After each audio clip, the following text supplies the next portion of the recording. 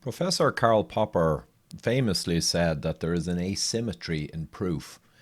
And basically, it's that if you have negative proofs or evidence against a hypothesis, it is powerful.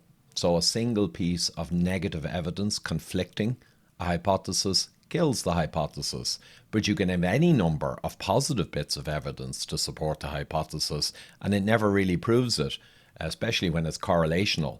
So rationalground.com, thank you for this, gives us an exemplar, which is Florida, which I've often referred to. And we see that Florida did, in late September, drop the lockdowns, the mask mandates, and also open schools, etc., and businesses. So how did they do?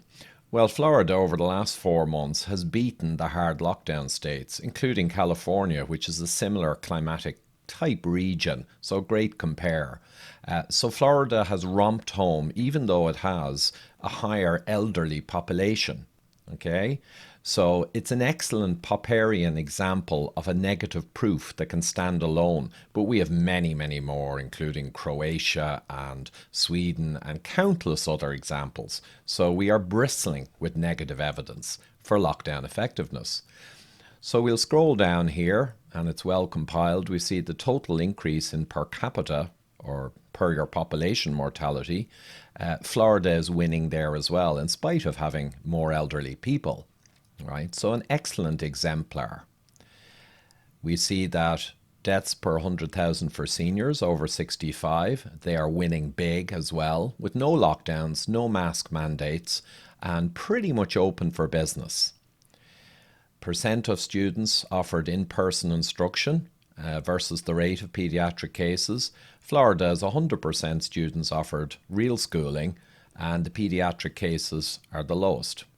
Look at California, Illinois. Right. And new COVID cases per 1 million people, Florida winning there as well. And clearly the virus does what the virus does. No lockdowns, no masks, etc. makes you a winner. Hospitalizations per 1 million people, unsurprisingly winning again, in spite of the older population in Florida. Governor DeSantis has played a stormer.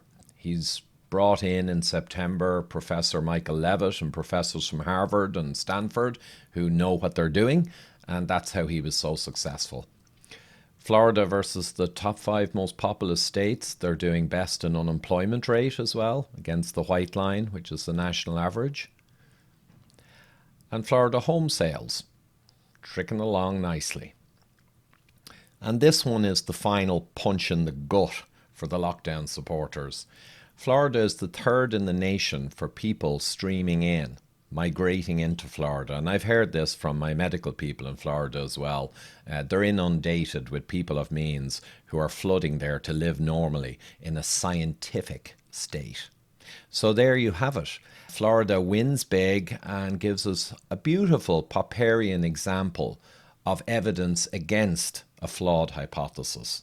So lockdown may nudge down the curves, may have some effect, but we see from other data that it will promote strain development and evolution of strains and will cause horrific damage of all other types.